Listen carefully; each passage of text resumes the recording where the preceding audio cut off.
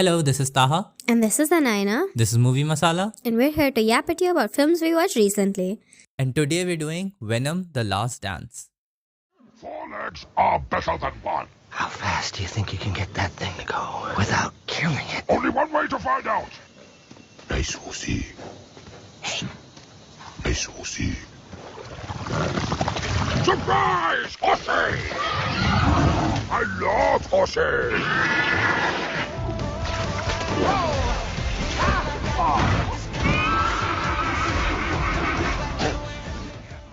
Okay, fully I'm going to start with this because what's going to come next is going to make you think otherwise is that I like this film. Yeah. At the end of this, I thought it was fun. This is what I came out when I walked out of theater. This was fun. What helps is these are all relatively short films. This was around 1 hour 50 minutes. And also this felt shorter than it is, which is credit to its pacing. It's paced recently fast. It gets quickly to things, and it helps because the first 30 to 40% of this film, I remember thinking this feels a lot like Madam Web in no good way.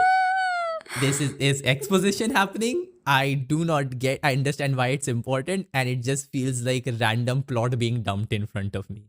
Yeah, I'm not gonna say much, but it feels a lot like other action movies that have been coming out recently. Yeah, it was also because there were scenes with bad ADR. I'm always frustrated when films just have bad ADR in editing because it can be hard, but also it can be fixed decently well when effort is given into it. But because of the pacing, you quickly move on to what works, and that is Tom Hardy as both Eddie Brock and Venom. This is the core of why these films are fun. Again, also, like, unlike the second one, Let There Be Carnage, I feel this film is better with the amount of Venom and his antics that it employs. Okay. Like, I did not get annoyed by it. They did not let Venom become like the minions. Right. But you can also tell that there were decisions made in the edit or after the initial shooting. Like I mentioned, the ADR. Also, there's some backstory that's unnecessary, completely unnecessary. Why this doctor character is given this backstory, which comes into play for the 20 seconds, and that's it. Oh, I hate it when films do that. The opening sequence with the main villain Knull feels so abrupt. Like, honestly, unless you're Star Wars, you should not dump exposition in the first 3 minutes of a film. The film starts and you're just getting told what happened to this character, not even shown as much. And the issue is, this film explains that backstory later to you better afterwards. It's like a bad flashback. It's not even a flashback because it starts there, so it's not flashing back to anything. It could have been a flashback. Again, the film explains this part better to you later on anyways. Yeah, genuinely, I feel this film could have been leaner. Written better. I'll come back to the writing specifically Okay. about this. Again, remember, I did walk out of this thinking it was fun. Yeah. Genuinely, I feel you can cut this film leaner, okay? Moreover, last thing I'm gonna dunk on this is there's one plot thread that is entirely forgotten by the end. It comes up for the first 15 minutes. It's mentioned, you think, okay, this is gonna go somewhere. Never is brought up again, kind of just disappears. But to its credit, the first two of those plot threads that it brings up, it does bring them together decently well and relatively quickly. Okay. Now I'm gonna get into things I actually like. Yeah. One new addition I did enjoy was the villain Knull. I genuinely think the design was really cool. He's played by Andy Serkis, whose voice works Oh my god, I love perfectly. Andy Serkis so much. Andy Serkis His plays... voice acting is amazing. Yeah, Andy Serkis plays these gruff or creepy little dudes as well so well. He does it in Wakanda Forever as well. The design of Knull is also something I genuinely enjoyed. I just wish they gave me more of it. Instead of dumping exposition in the start, I wish they gave me a better in-depth visual backstory like other films do. Like Kung Fu Panda films do that sometimes. Yeah. Where that's the only one I can think of right now. There are better examples. Yeah. It's also a good example. But there are other examples as well. Where you just see the character. I feel you should have done that. Like, honestly, again, not a good superhero film necessarily, but Thor Love and Thunder's first opening sequence with gore is a good example of how to introduce a villain well. I wish they did that with Knull. He looked cool. He looked scary. Give me more, please. Fair. Look, I'll be honest, a lot of this film kind of feels forced. The writing I mentioned. Yeah. The writing of this film feels forced. It feels like someone who is good at what they're doing but doesn't want to do this specific assignment. Been there, done that. You see that in the parts which focus on Eddie and Venom, where everything is clicking. The dialogue is clicking, the writing is clicking, actions, visual, everything is fun. This is what you're here for. But it's only interested in that. And it feels like it's making the movie around that. Like it's throwing a mishmash of multiple ideas which become messy because it's like, how do we build a movie around this character? Right. Okay. Yeah, So it's a character study done badly. No, kinda. It is a character study. In between, a mid character study. Yeah, mid Okay. character. It understands that the character is the main part of this film. Yeah. It just does not have the expertise to make a story around the character as well. Okay. Okay. All right. Like how someone would do this better would like the actual narrative would also highlight something about the characters. Kind more. of makes sense though that it's a character study, seeing as it was written partially by Tom Hardy, who I'm guessing is not a writer. No offense to him, but I'm guessing he's not a writer. I don't know. I don't know what goes in Tom Hardy's head. Just like it comes out as funny voices. He just does cool funny voices. Fair enough.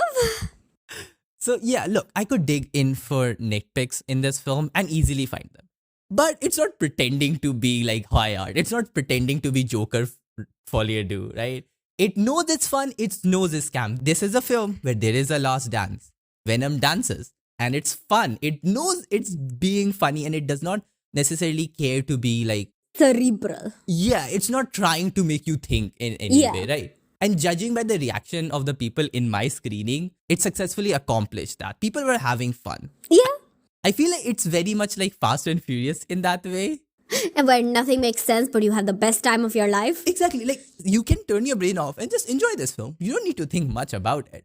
And again, when it's just doing that, when you have stuff like Venom Frog and Venom Horse, it's really fun. It's genuinely having fun with what it's doing. Yeah, I think it's yeah. doing its best there. And again, at the end of the day, these films are Tom Hardy vehicles. Yeah. I mean, even more so when you figure out he's the writer. His performance as both characters is fun. And Yeah. he distinguishes them really well as well. Eddie is tired and along for the ride, while Venom is fully the dog with its tongue out dragging Eddie along. Also, Tom Hardy just looks so grimy throughout this film. Like, credit to the costume design as well, which is like such a small little Yeah. thing. But never in this film do I see him for more than 13 seconds. And Clean. I just see him for like the smallest amount of time, and you can already tell this man hasn't showered in weeks. You just look at him and he hasn't showered in weeks. God. And Venom doesn't care about all of that because he loves Eddie for Eddie. Aww. Yeah, genuinely, the bromance at the center of these films is honestly pretty good and definitely lifts them up. They both care for each other in a very genuine way. And again, these films aren't that deep. Like, Yeah. we're here to discuss these, but genuinely at some points you can be like, yeah, it's No, not no. that deep. Some films you just kind of have to go, yeah, they just like each other, man. That's it. Yeah, man. They wanted to put Venom on a horse. They put Venom on a horse. Yeah, yeah. The horse has no meaning. The horse has no meaning. It's fast now. Yeah. Like I said, very fast and furious. But I do think there's thought put into this dynamic. In some way, it is definitely a deconstruction of the more toxic masculine buddy cop tropes. Okay. Because it's very much a buddy cop in that scenario. Yeah. They're two people trying to ultimately solve the crisis of the film. Yeah. Right? But both of them actually express that they care for each other. In normal buddy cops, you're supposed to infer them from the banter or from the constant quips. But they'll say that like Eddie will fully say, oh, no, I wasn't going to do that because you would get hurt. Or Venom I was not going to save myself. And they'll just say that part out loud.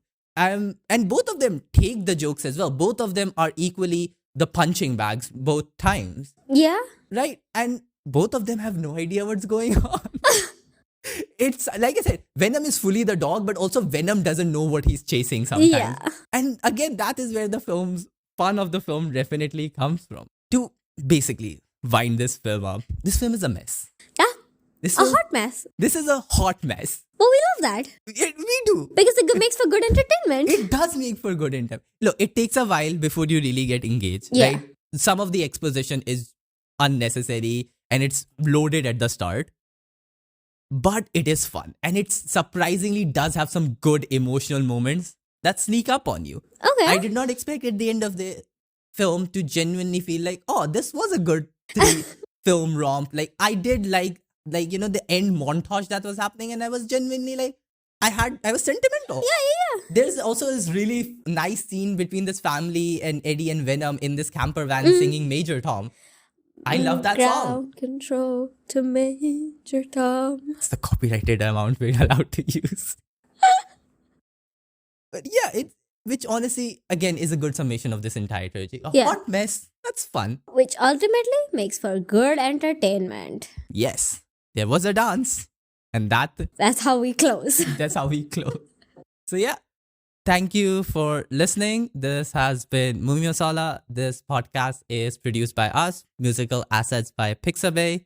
We hope you enjoyed and tune in for next time. Bye bye.